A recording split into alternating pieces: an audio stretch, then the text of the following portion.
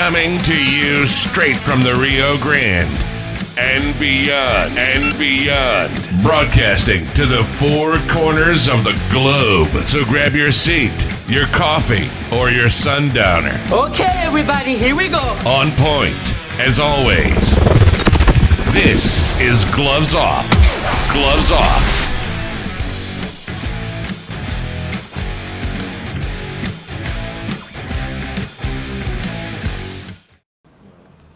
Sure, there's things in the design of the street that can help.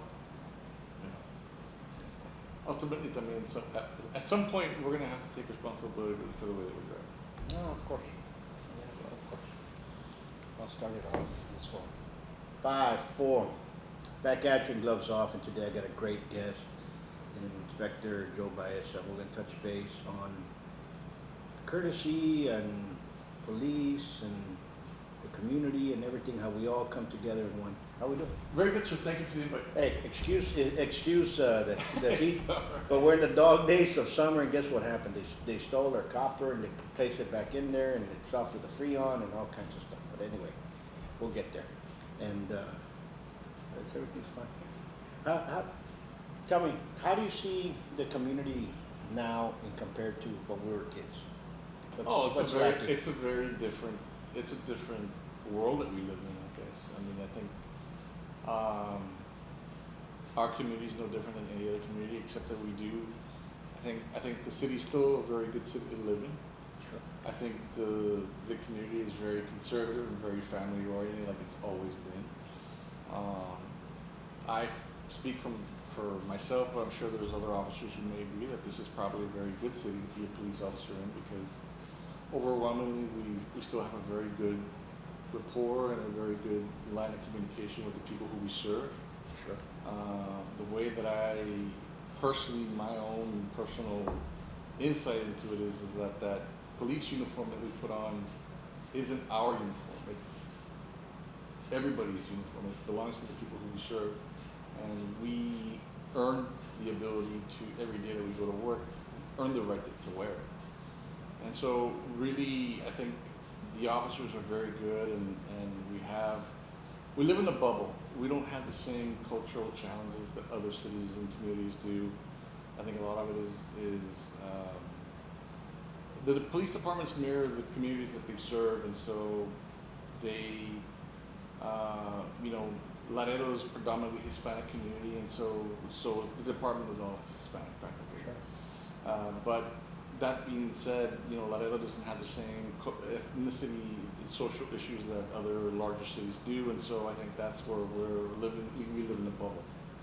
And so I can't even sit here and say that my experience in law enforcement is the same as somebody who lives in, say, a city the size of Dallas or even Chicago, because basically they're dealing and contending with things that we probably don't contend with at all, even in a given career. But You're correct. But we do have a very good relationship with our citizens. I think overall, sure, there's people who I'm sure will disagree and all these other things and have their own opinions about the matter. But overall, I think most people here are very, they take proprietorship over their officers, and the officers obviously take proprietorship over their citizens. And we take it, we take it hard when we don't do our jobs and someone's a victim of a crime. You see the pain and the suffering that people have when somebody working hard has their air conditioning stolen, and now who's going to sleep in a 90 or 100 degree weather. You're correct, I mean, it happens. Those mischievous crimes exist, and they exist in all cities around the world. But I've seen a pattern. I guess it's we as parents, or you're a leader in the police and other community leaders out there at different agencies. We have to start bringing back respect, though. Sure. We have to start by bringing back respect, and I say this: there's a lot of kids nowadays that do not respect police officers. Sure. And I think it has to start back with everybody showing back. When we were kids, we respected the police, and when we got stopped, we were very courteous, but we also had police officers that were like that too. Sure. There was a lot more intermingling with police officers in the community And now there's not. It's kind of separated a little bit further. Before it was a little bit more. You would see them all the time. You know what I'm Well, saying? and we do, Or unless it was smaller. and I think right. I think the community growing and expanding and everybody working, that it doesn't that we try to create as much of an environment outside of what the normality traditional police role is in terms of communicating with our citizens. We do all kinds of events, Coffee with a Cop, we do every month. We do community outreach. All this entire summer, they've been going to all the rec centers, all the park events, town hall meetings, you name it, and the officers are there. And it's an attempt not only to provide security and services, but also to make that person-to-person contact under ideal conditions, and not so much so under the. Nobody ever calls us to tell us, hey, you know what, my kid got, made the principal's list because it did good. They call us when something's going terribly wrong most of the time. So in that manner, I think that's why police officers versus other first responders have a different role, because we're basically the guys who have to go and enforce the rules. And some people don't like the rules, and so I think overall we suffer that stigma, and so sometimes we have to make quick judgments on what we have at hand, and I think overall people understand that they break the rules and we consequences. Absolutely. I think that is understood. I think what we need is kind of tell our kids, if you get stopped by a police officer, don't talk back. Just don't argue. Yeah. What happened? Yes, Yeah. sir. Kind of teach that back again. And most officers come up and it's respectful. Right. And but some people get scared and start talking back or get nervous. You shouldn't do that. They're there to protect, and if there's something wrong, that they're there to check and see if there's something wrong. Sure. Yeah, and I think again, respect, at least for me in my experiences, respect is learned at home. It's not learned in the backseat of a patrol car. And again, I think we're constantly working against a slow drip saturation of social media messaging, that somehow the police are kind of like the blame of all societal injustices sometimes. At least it seems that way. And over the last few years, it hasn't been particularly popular to be law enforcement. And so actually you've seen a drop in people going to take police exams and people who are retiring. Even, I'll be honest with you, the face of the retiree at the police department has changed.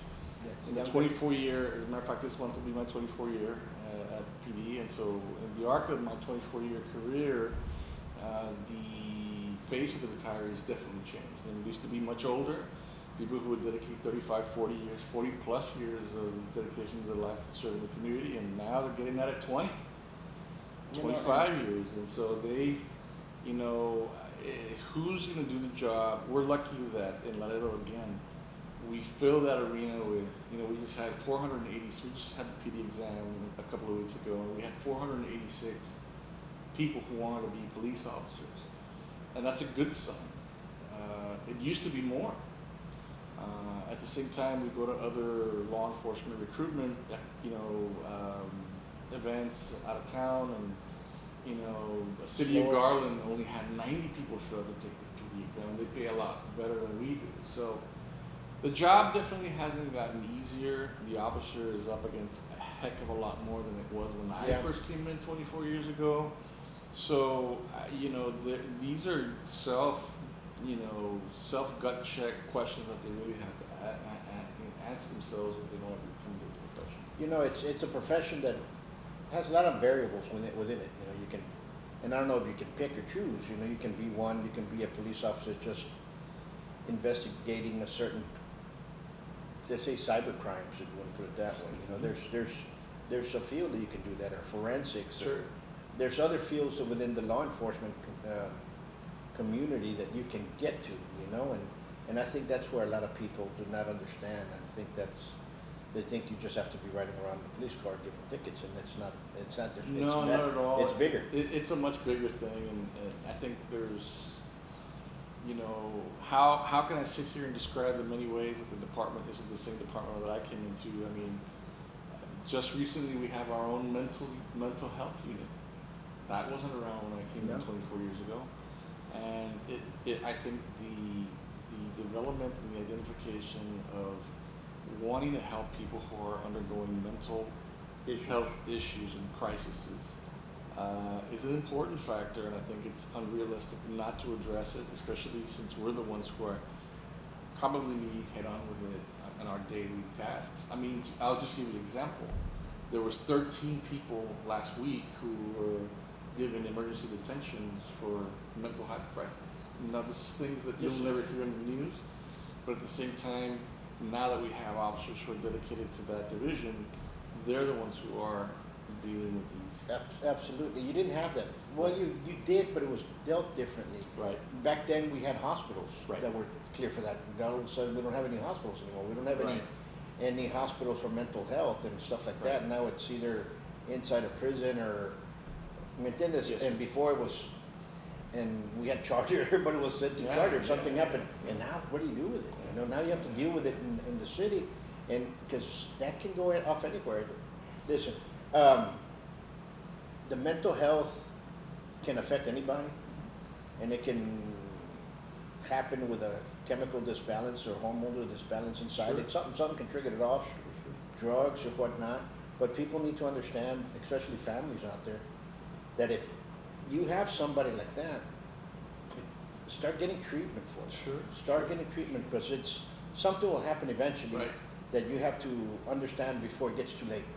That, and there's a stigma that comes with it. Sure. And I think most people are worried and concerned about that stigma and the way their own family members will handle the Sure. news of all of a sudden are asking for help.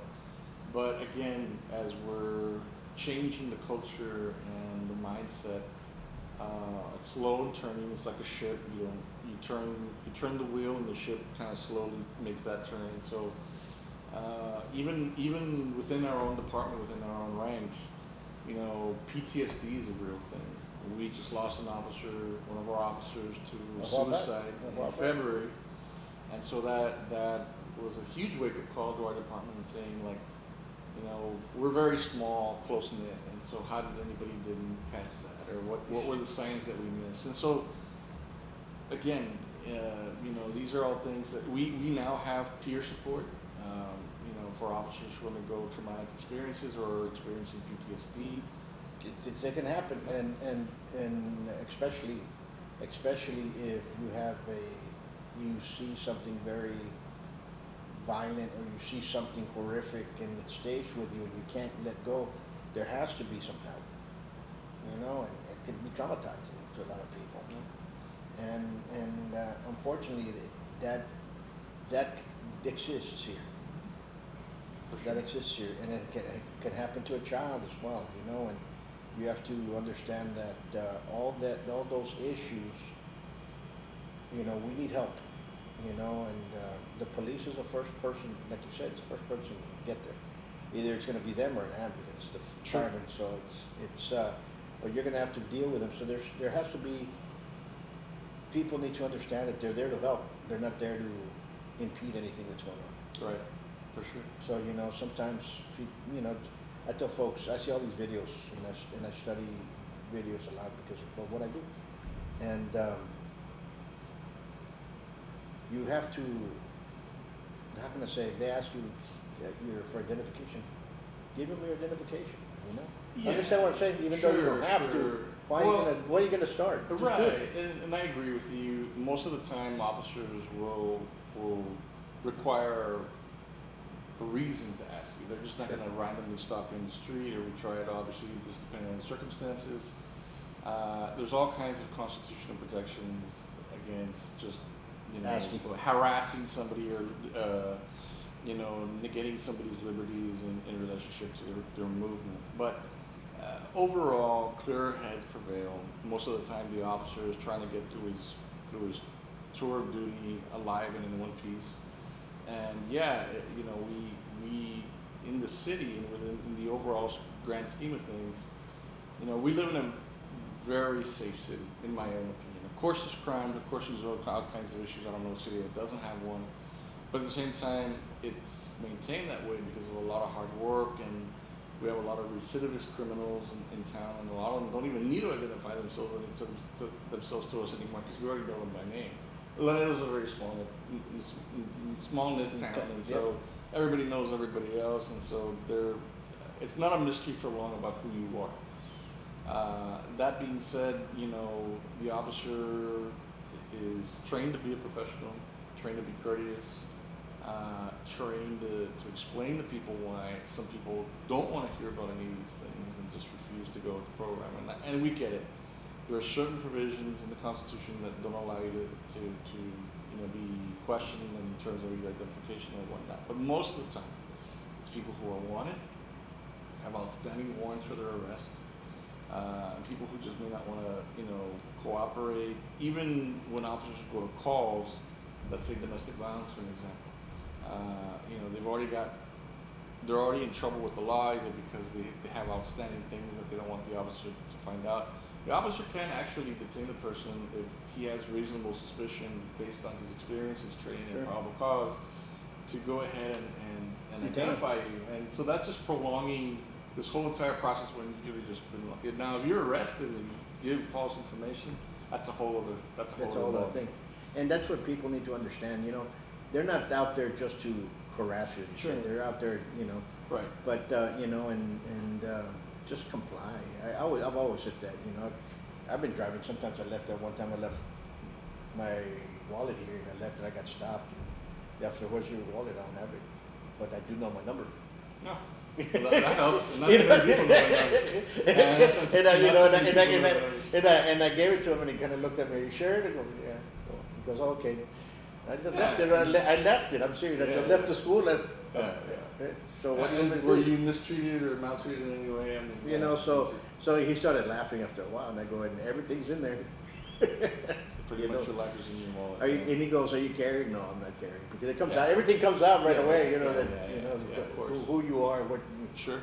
Everything comes up. Yeah, and again, most of the time, most people, I would say, overwhelmingly, they're very cooperative and they're very understanding. I mean, I've pulled over people, sometimes when officers get information about whatever, a lookout on a vehicle, a lookout on a suspect, their last seen headed this way, their last seen headed that way, and a very general description of the color of a car. And I've pulled over a vehicle based on the suspicion of the information that was available to me at the time, and they're freaking out like, "Oh my God, why are you approaching the car with a gun, at your side?" I said, "Look, I'm sorry." I go, "It's obviously it's not you, but this and this happened." And once you kind of give them a little bit of communication, explanation, I understand.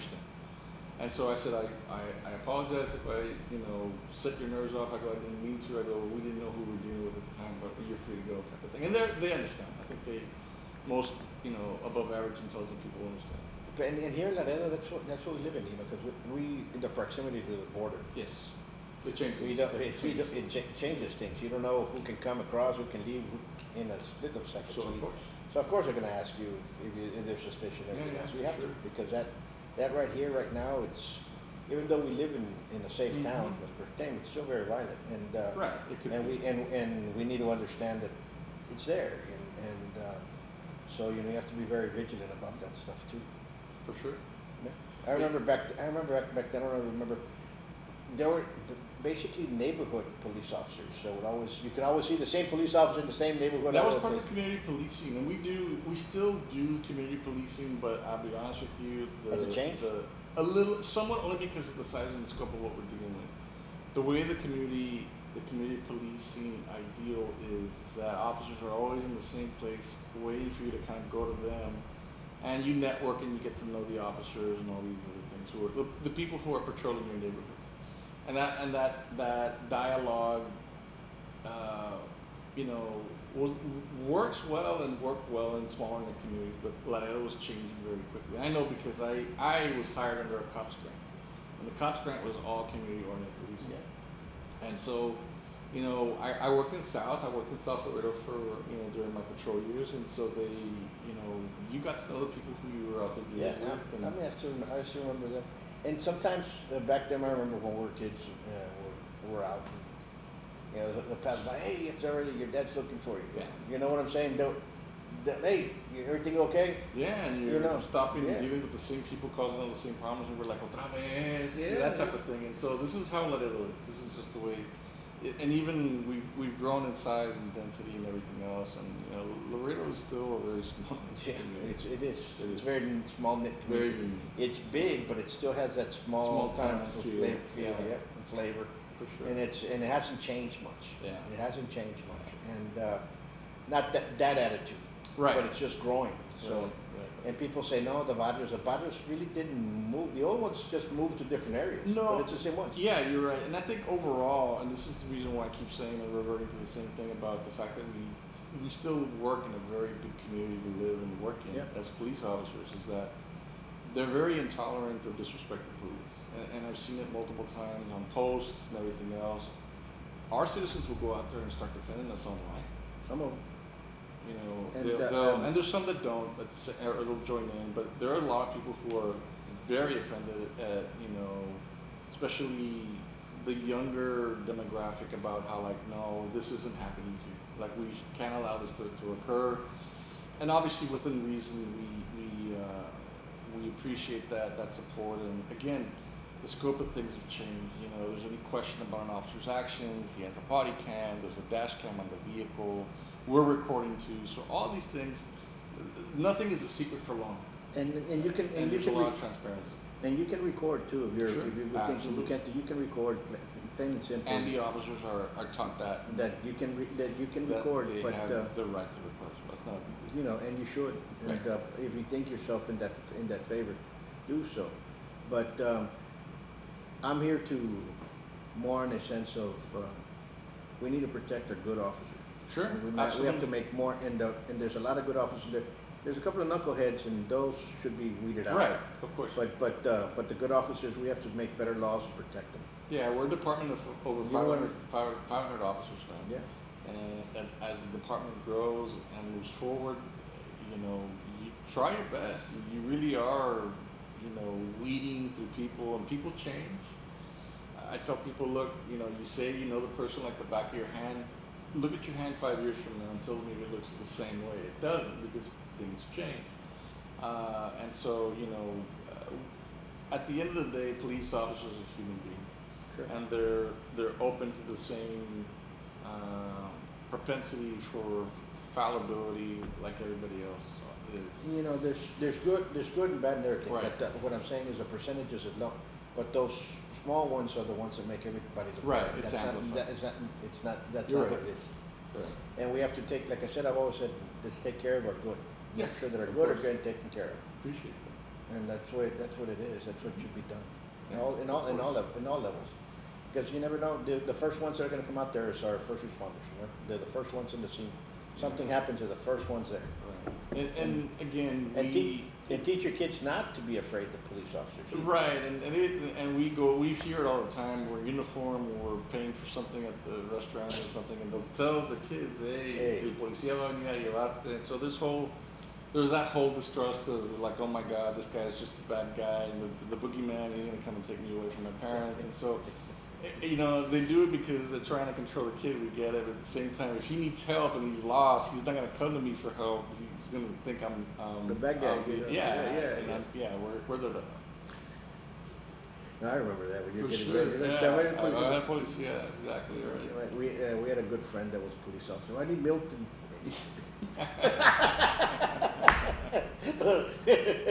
Poor Milton. We're gonna hit a nerve, huh? They don't. Yeah.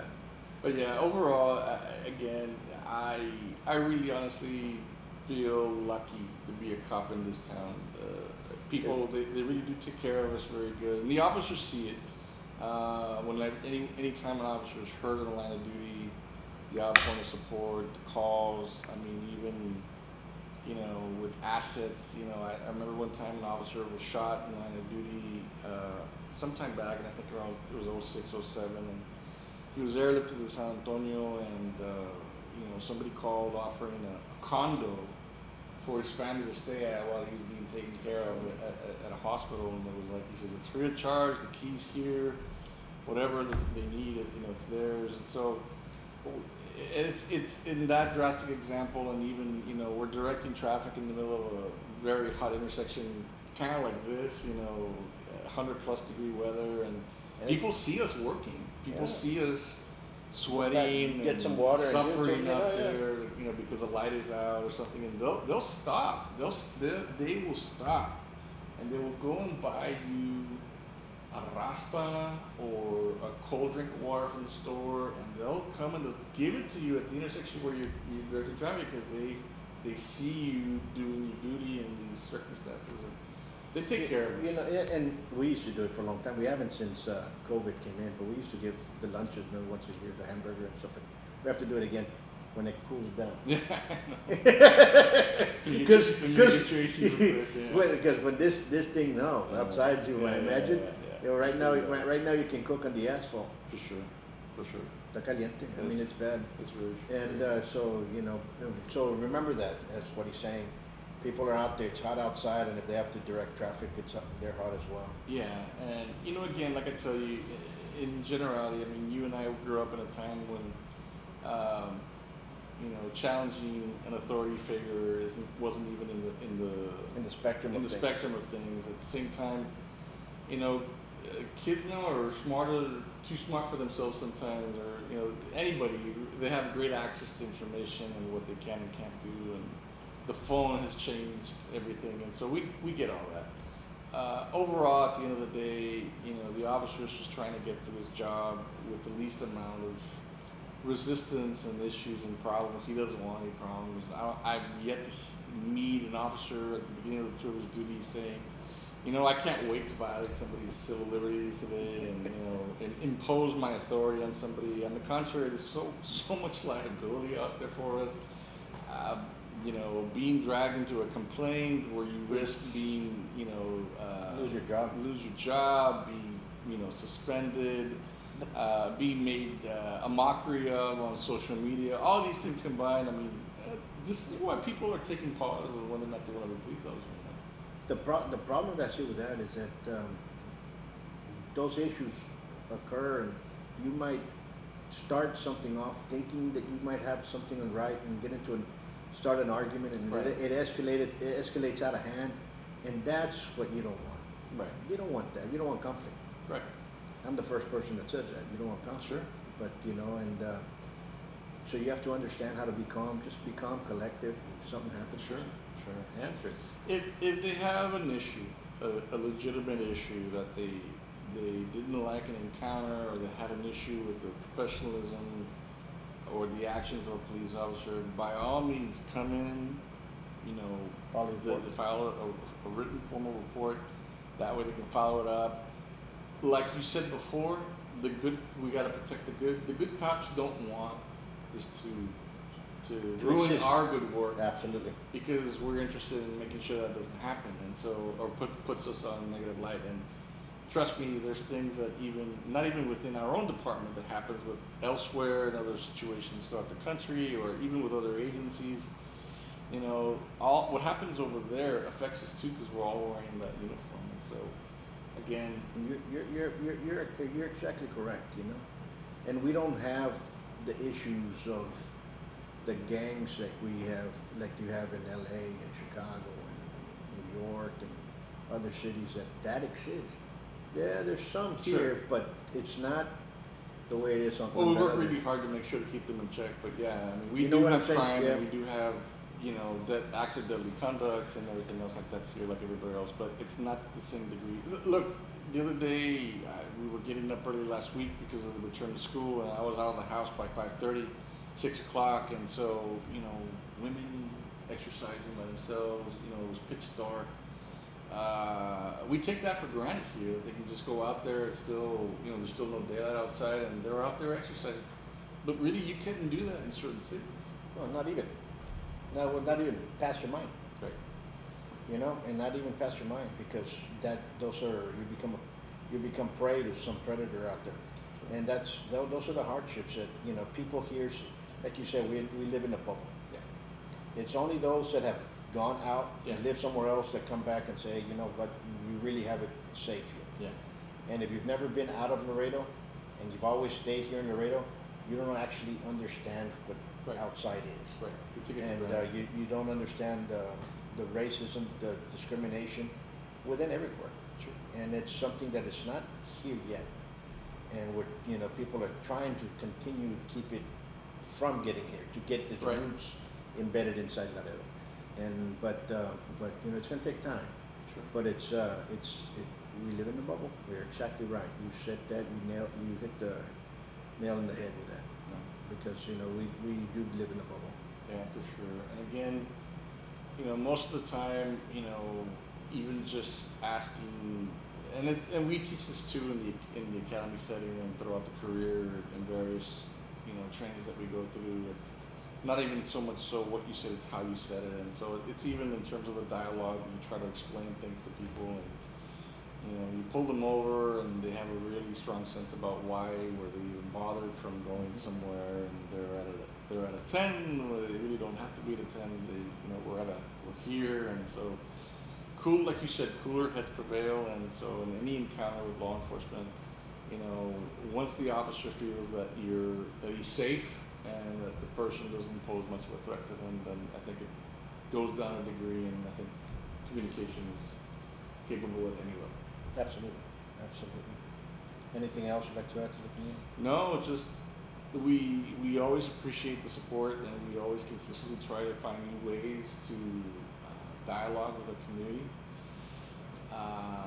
In anything that you see, and this has been in the tenure that I've been the public information officer for going on 18 years.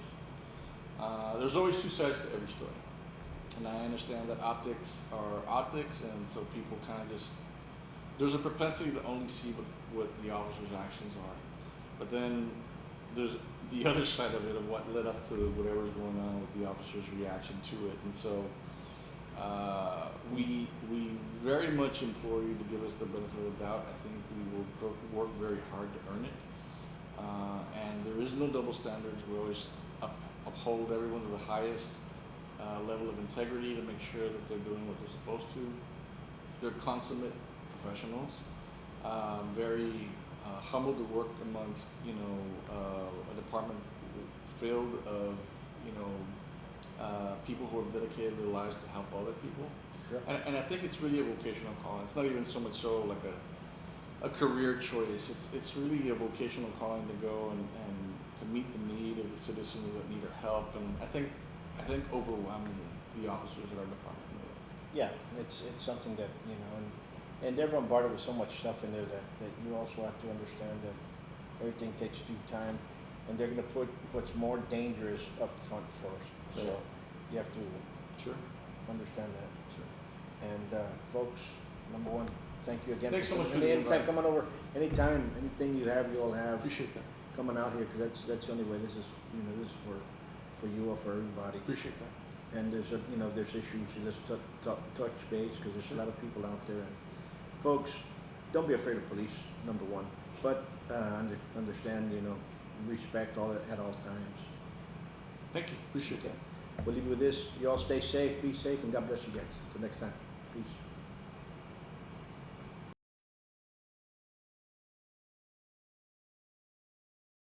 Ready to embark on a martial arts journey like no other? Look no further than Buitron Academy in Laredo, Texas, the pioneering hub of savate excellence in the United States. Experience a fusion of the French combative arts within savate danseru, mastering the footwork, precision strikes of the French disciplines. At Buitron Academy, we prioritize your personal growth, providing a nurturing environment where you can enhance your physical fitness, develop self-confidence, and acquire real-world self-defense skills. Join our passionate community of practitioners and embrace the extraordinary art of savate danseru. Your journey starts here.